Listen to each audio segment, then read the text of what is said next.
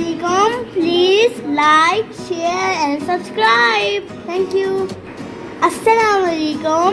Like, share and subscribe.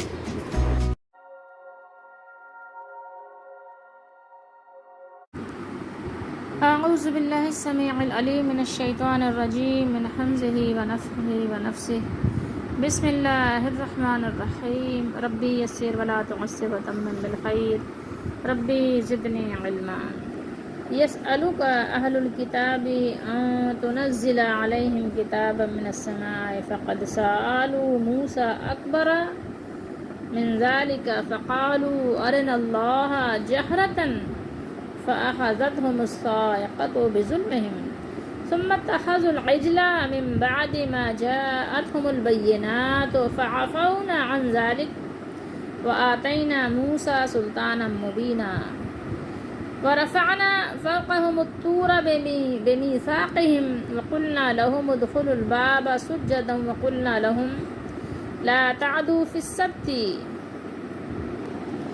وأخذنا منهم ميثاقا غليظا.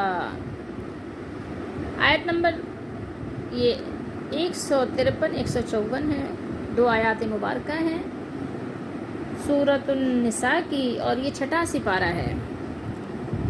اے نبی، اہل کتاب آپ سے تقاضا کرتے ہیں کہ آپ ان پر آسمان سے ایک کتاب اتار لائیں، یعنی از خود آپ جائیں اور جیسے ان کی مرضی ہے، ان کی مرضی کے مطابق ایک کتاب آپ خود ان کی نگاہوں کے سامنے لے کر آئیں۔ نعوذ باللہ۔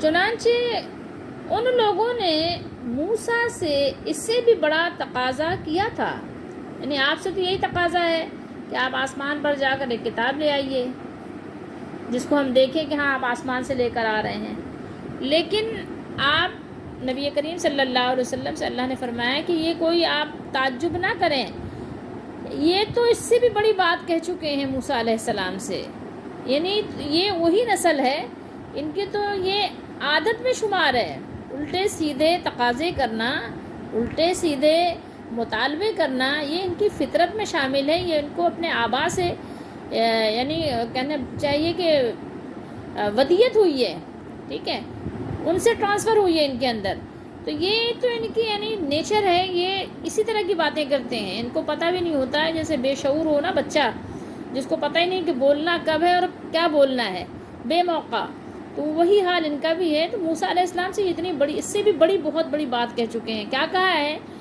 انہوں نے کہا تھا اے موسیٰ، انہوں نے موسیٰ علیہ السلام سے کیا کہا تھا؟ آرنا اللہ جہرتن، کہ ہمیں اللہ تعالیٰ کو بالکل آنکھوں کے سامنے نہیں، علانیہ علی اعلان دکھا دیجئے کہ اللہ تعالیٰ میرے سامنے ہو اور ہم اللہ کو دیکھ رہے ہوں، اپنے سامنے اللہ تعالیٰ کو دیکھیں اپنی آنکھوں سے، یہ سر کی آنکھوں سے جاگتے میں، اور نہ صرف دیکھیں بلکہ بات چیت کریں، آپ ہمیں اللہ تعالیٰ کو علانیہ دکھا دیجئے۔ کیا کہا؟ ارنا اللہ، ہم کو دکھا دیجئے، کس کو؟ اللہ تعالیٰ کو، جہرتن علی اعلان۔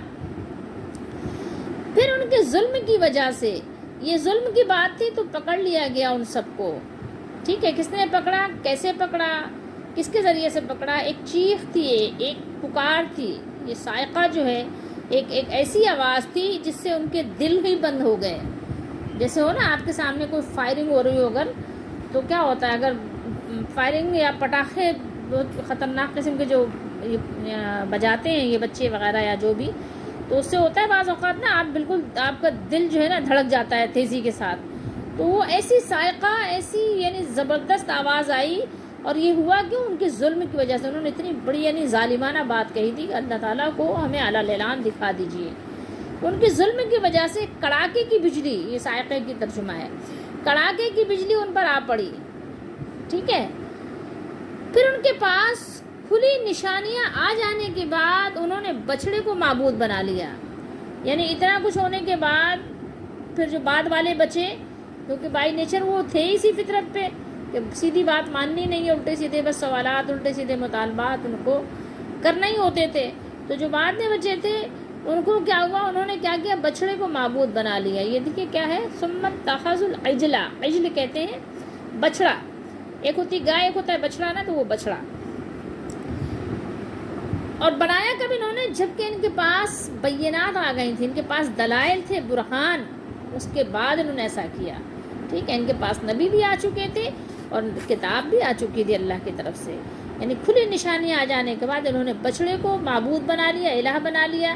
تو ظاہر ہے کہ انہوں نے بچڑے کو معبود نہیں کہا تھا، الہ کہا نہیں تھا، بلکہ اس کو تقرب کا ذریعہ سمجھ کر اس کے سامنے یہ جو ہے وہ چڑھاوے چڑھاتے تھے، اور وہاں صفائی ستھرائی، پوجا پاٹ، یہ طریقہ کار اختیار کر لیا تھا.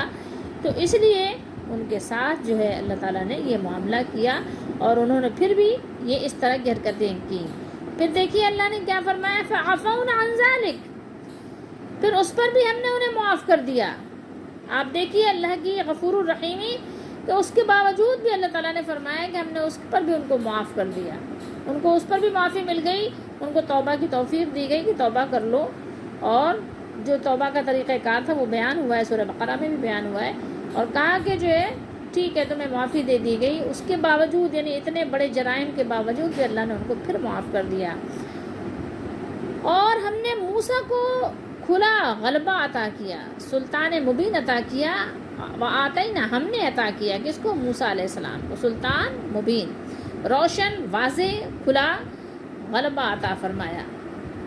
اور ہم نے ان سے اقرار لینے کے لیے، کس سے؟ بنی اسرائیل سے، جس قوم کے پاس موسیٰ علیہ السلام کتاب لے کر آئے تھے. جب فرعون غرق ہو گیا اور جب جو ہے یہ اسرائیلی بچا لیے گئے، اور جب ان پر اللہ تعالیٰ کے احکامات نازل ہوئے، کتاب نازل ہوئی، تو یہ اس کے بعد ان کا جو یعنی طریقہ تھا، ان کے جو حالات تھے، ان کی جو روش تھی، وہ اللہ نے بیان کیا ہے. کہ اس کے بعد ان سے کہا گیا کہ اللہ کی بات مانو، کتاب آئی ہے، کتاب پر عمل کرو. تو انہوں نے کیا کیا حرکتیں کی وہ اللہ نے بیان کیا، کہ اقرار لینے کے لیے ان پر طور پہاڑ بلند کیا. ٹھیک ہے، اللہ تعالیٰ نے بلند کیا. ورفعنا فوقہم، ہم نے بلند کیا فوقہ، ان کے اوپر، طور کو. ٹھیک ہے، یہ میثاق، ایک پکا وعدہ، پکا عہد. ٹھیک ہے، بلند کیا. اور ہم نے ان سے کہا شہر کے دروازے میں سجدہ کرتے ہوئے داخل ہو جاؤ. ٹھیک ہے، یہ میثاق کا ترجمہ یہاں ہوا اقرار. ٹھیک ہے، اقرار یعنی عہد و پیمان. پھر اللہ تعالیٰ نے ان پر ایک حکم نازل کیا کہ شہر کے دروازے میں کیسے داخل ہو، یعنی دروازے میں داخل ہو. باب ہے، ٹھیک ہے، شہر کا یہاں تذکرہ نہیں ہے، لیکن کسی شہر کا ہی دروازہ ہے نا، تو اس لیے یہاں شہر کے بریکٹ میں لکھ دیا ہے. دروازے میں سجدہ کرتے ہوئے داخل ہو جاؤ. کیسے داخل ہونا؟ سجدن. اور کہنا کیا ہے؟ وقلنا. ٹھیک ہے، داخل ہو جاؤ اور کہنا. یہ قلنا جو ہے نا، یہ یعنی 4 مختلف معنی کے لیے ایک ہی صیغہ استعمال ہوتا ہے. ہم نے کہا اور انہوں نے کہا، اور مطلب اس طرح سے یہ ہے. مجہول بھی ایسے ہی لکھا جاتا ہے، اور معروف بھی ایسے ہی لکھا جاتا ہے، اور اپنے لیے بھی، متکلم کے لیے بھی، اور جو یعنی کلام جس سے کیا جا رہا ہے اس کے لیے بھی اسی طرح سے قلنا لکھا جاتا ہے. ٹھیک ہے، تو یہاں پر اللہ تعالیٰ نے فرمایا کہ ہم نے ان سے کہا، قلنا ہم نے کہا. ٹھیک ہے، ان سے کہا لا تعدو. اب اردو میں بھی آپ بولتے ہیں نا متعدی. ٹھیک ہے، یہ یعنی حد سے آگے تجاوز نہ کرنا، حد سے آگے نہ بڑھنا. متعدی کیا ہوتا ہے؟ کوئی چیز بڑھ جاتی. کسی بیماری کو بھی کہتے ہیں متعدی ہے، ایک سے دوسرے کو لگ گئی. کسی یعنی آپ نے حدود کو کراس کر دینے والی بات ہے. تو ان سے کہا گیا، اور ہم نے ان سے کہا ہفتے کے دن میں زیادتی نہ کرو، یعنی اللہ تعالیٰ کی حدود کو کراس نہیں کرو. ٹھیک ہے، زیادتی نہ کرو، آگے مت بڑھو. اور ہم نے ان سے پختہ عہد لیا. یہاں بھی وہی میثاق ہے نا، یہاں بھی جیسے یہ بے میثاق ہے، یہاں با آ گئی ہے، یہاں بغیر با کے ہے. میثاق یعنی پختہ عہد، اس کا ترجمہ ہے نہیں، پکا وعدہ کسی سے لینا. تو ان سے پختہ عہد لیا. اب اس کی آگے مزید بات. یسألک اہل الکتاب، اہل کتاب سے یہاں مراد ہے اہل یہود، کیونکہ موسیٰ علیہ السلام کے زمانے میں وہی تھے نا جو یعقوب علیہ السلام کی اولاد میں سے تھے. تو اس کے بارے میں آتا ہے کہ نبی کریم صلی اللہ علیہ وسلم کے زمانے میں جو کعب بن اشرف یہ ان کا سردار تھا، وہ چند اہل یہود کو اپنے ساتھ لے کر نبی کریم صلی اللہ علیہ وسلم کے دربار میں حاضر ہوا اور آ کر کہنے لگا کہ ہم آپ پر ایمان لانے کے لیے تیار ہیں، بس ہماری آپ سے ایک چھوٹی سی ریکویسٹ ہے، وہ یہ ہے کہ آپ ہماری یہ شرط پوری کر دیجئے جیسے کہ ہمارے نبی موسیٰ علیہ السلام پر لکھی لکھائی تورات آسمان سے اتری تھی۔ موسیٰ علیہ السلام پر ایک ساتھ وہ تورات شریف آئی تھی نا، تختیوں میں لکھی ہوئی، تو ایسے ہی بس آپ کوئی کتاب آسمان سے ہمارے سامنے لے کر آ جائیں، اتروا دیں، ٹھیک ہے؟ تو ہم آج ہی کلمہ پڑھ لیں گے۔ اور یہ ان کا مطالبہ کیوں تھا؟ صرف ضد بحث اور کوئی مقصد نہیں تھا، کیونکہ یہاں پر اللہ تعالیٰ نے کیا بیان کیا کہ یہاں پر ایک طرح سے آپ دیکھیے تو ان کی یعنی جہالت کا بیان ہے، اور اس کا مقصد ان کی یعنی سرکشی اور طبعی ضد اور عناد، یہی پر یہاں آپ دیکھیں تو بیان ہوا ہے، ٹھیک ہے؟ ان کا مقصد آپ صلی اللہ علیہ وسلم پر ایمان لانا نہیں تھا، محض ایک شرارت کے لیے اور لاجواب کرنے کے لیے وہ نئے نئے اعتراضات پیش کرتے رہتے تھے۔ تو ان میں سے ان کی ایک فرمائش یہ بھی تھی کہ موسیٰ علیہ السلام کو اللہ تعالیٰ کی طرف سے تختیاں ملی تھیں، تو لہٰذا آپ بھی اللہ تعالیٰ کے پاس سے اسی طرح کی کتاب لا کر دکھا دیں تاکہ ہم آپ کی تصدیق کریں کہ جناب آپ تو بالکل سچے نبی ہیں، ٹھیک ہے؟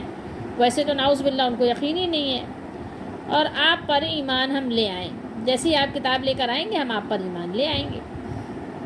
قرآن مجید نے اس اعتراض کے جواب میں پہلے تو ان پر ان کی جو گزشتہ پرانی کارستانیاں تھیں بطور ایک الزام پیش کی، کیونکہ بات یہ ہے کہ اصل خاموش کرانے والا جواب جو ہوتا ہے وہ الزامی ہوتا ہے کہ پہلے اپنے گھر کی خبر لو، پھر اعتراض کرو، اور پھر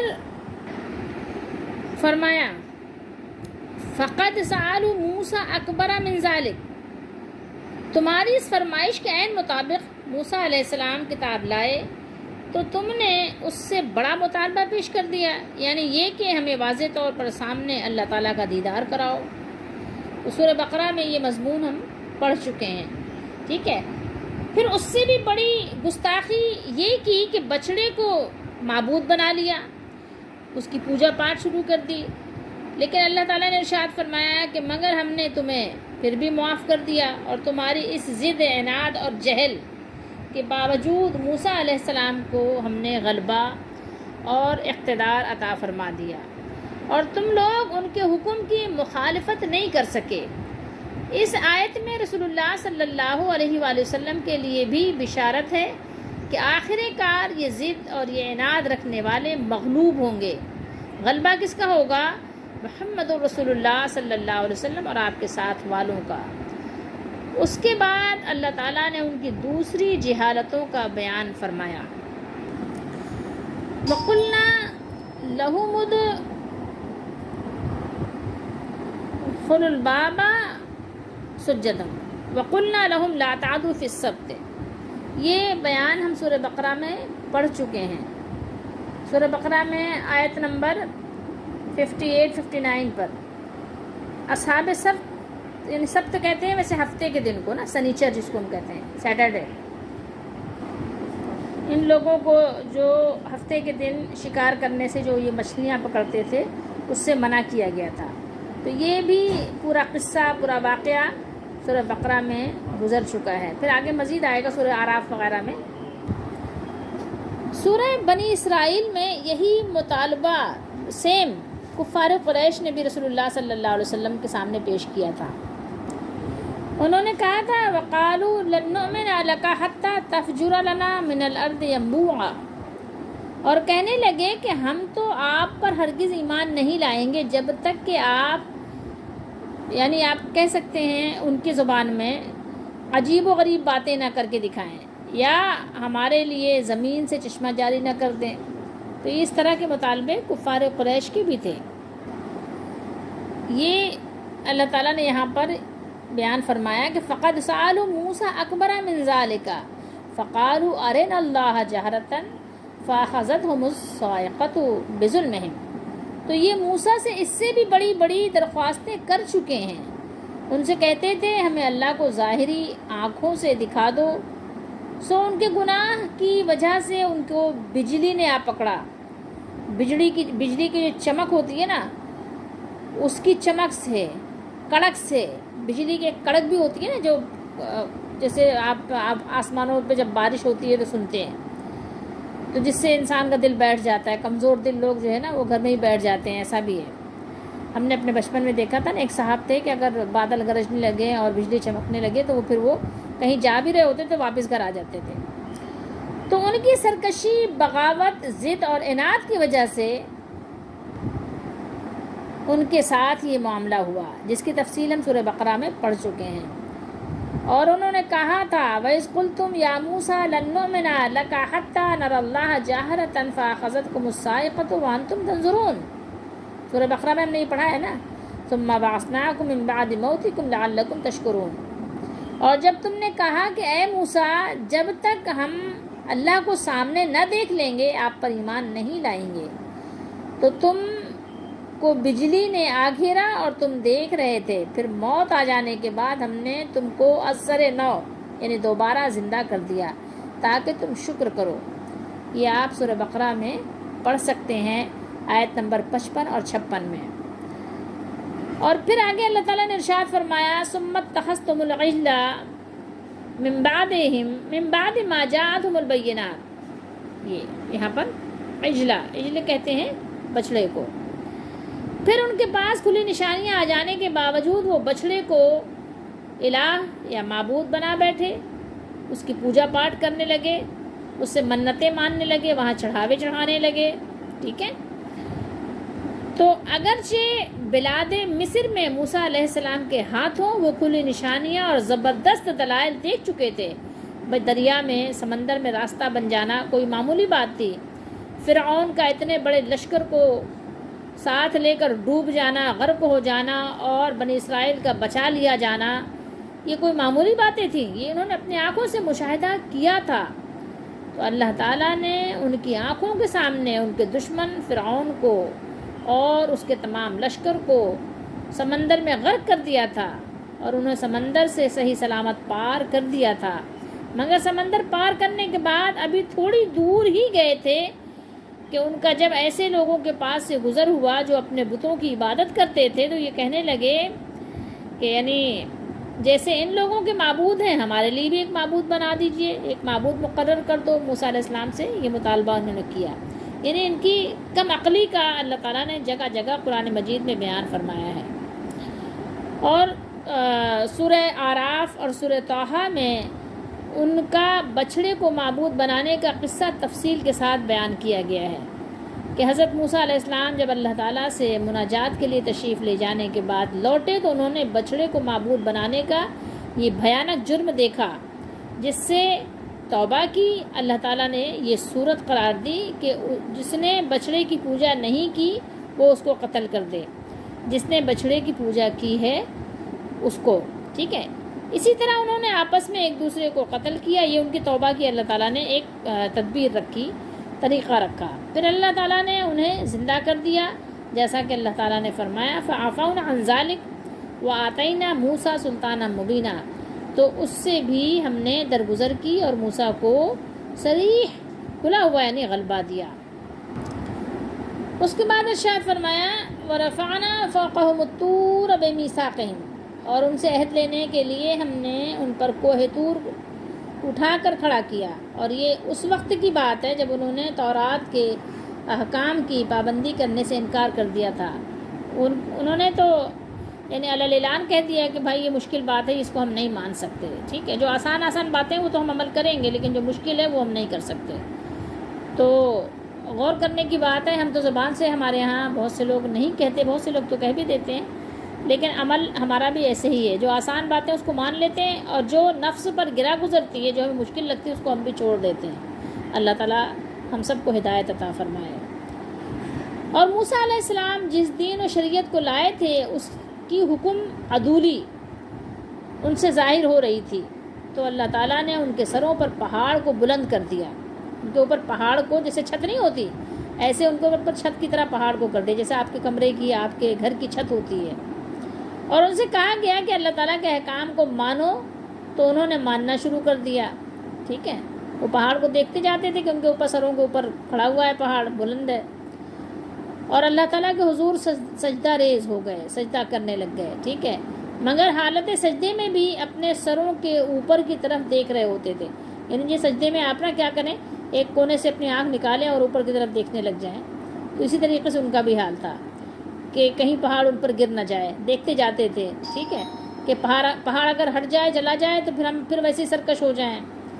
تو اللہ تعالیٰ نے فرمایا، ان کی ساری باتیں ذکر فرمائیں، اور جب ہم نے ان کے سروں پر پہاڑ اٹھا کھڑا کیا، گویا وہ ایک سائبان تھا، اور انہوں نے خیال کیا کہ یقیناً وہ ان پر گرنے ہی والا ہے، تو ہم نے کہا جو ہم نے تمہیں دیا ہے اسے زور سے پکڑو، ٹھیک ہے، اس کو پوری قوت کے ساتھ پکڑ لو، اور پوری قوت کے ساتھ، پوری طاقت کے ساتھ اس کو پکڑے رہو۔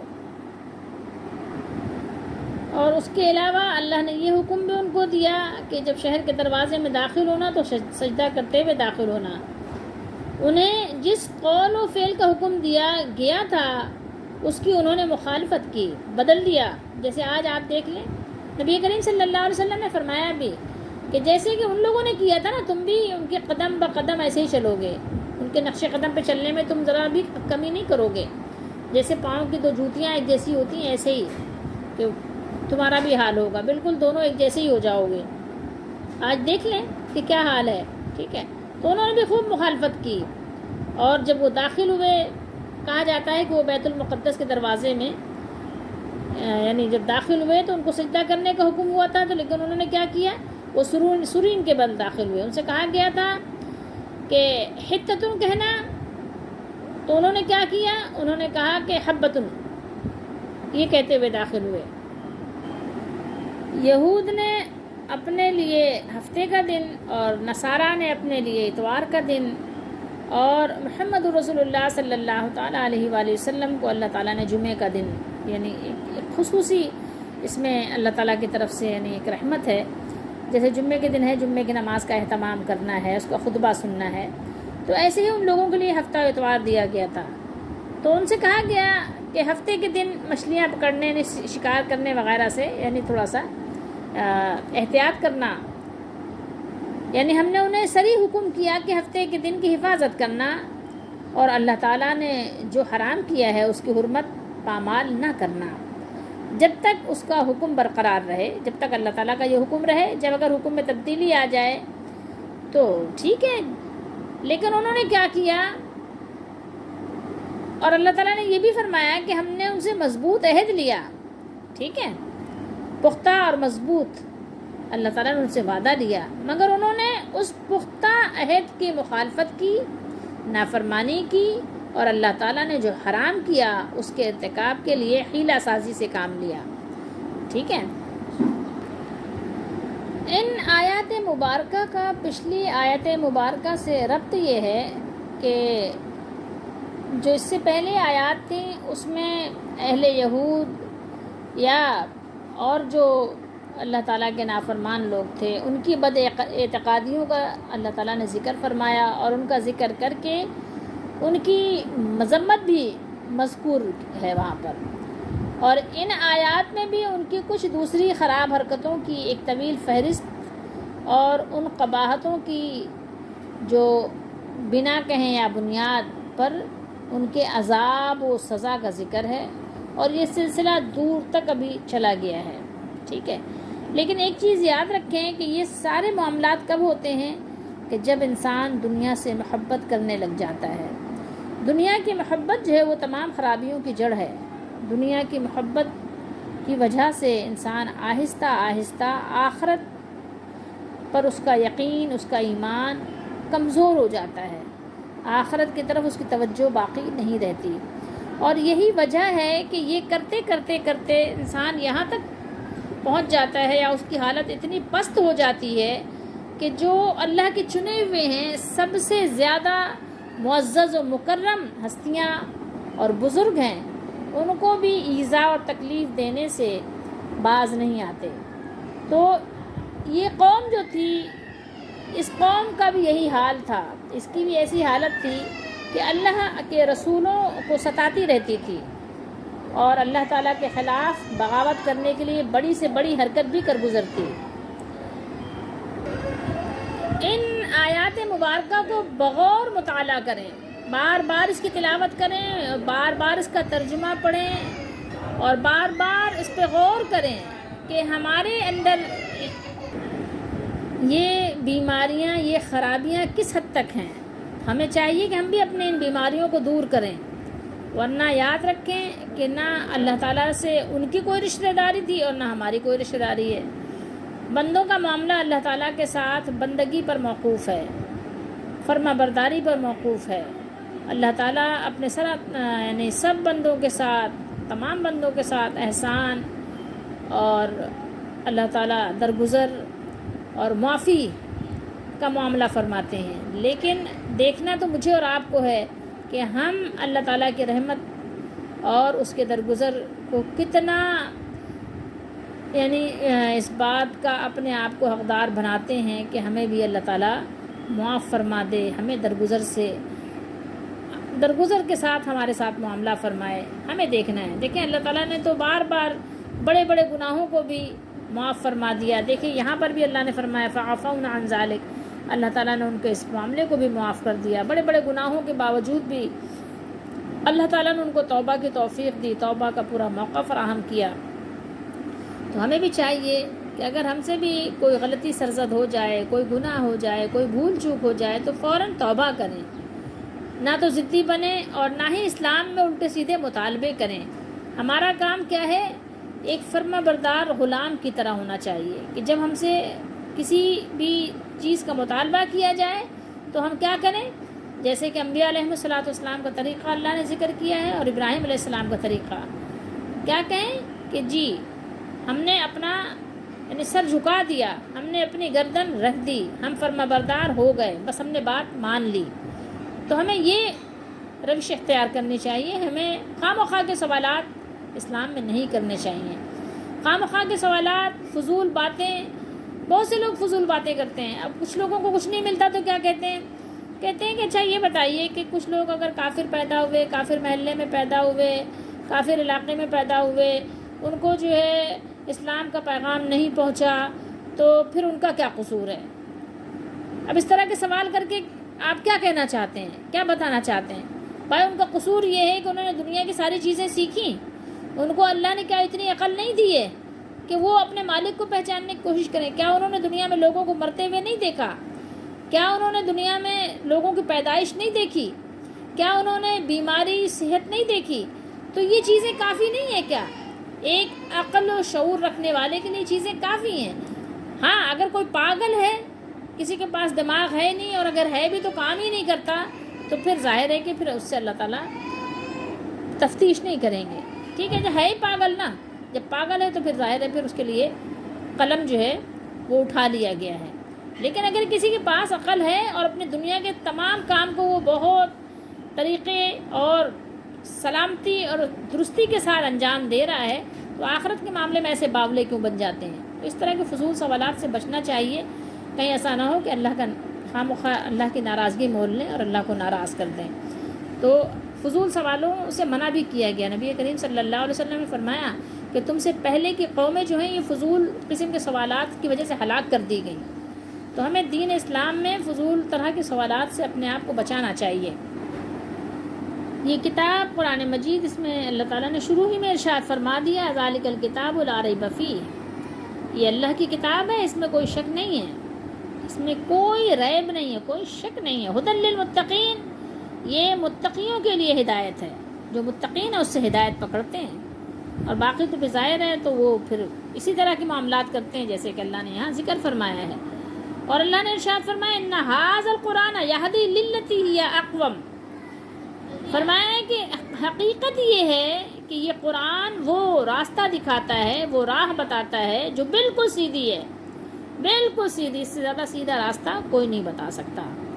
القرآن ھدی للناس، قرآن انسانوں کے لیے ہدایت ہے، اس کو پڑھ کر ہدایت حاصل کیجیے، اس کو پڑھ کر سمجھنے کی کوشش کیجیے، اس کو پڑھ کر اپنے آپ کو درست کیجیے، اور اس کو پڑھ کر اپنی ضد، اپنی عناد، اپنے تمام طرح کی خرابیوں کو دور کیجیے۔ اللہ تعالی ہم سب کا حامی و ناصر ہو، ہماری دستگیری فرمائے، ہماری رہنمائی فرمائے، ہماری مدد فرمائے۔ اور بے شک اللہ تعالی جس کی رہنمائی فرماتے ہیں پھر وہ کبھی ناکام نہیں ہوتا۔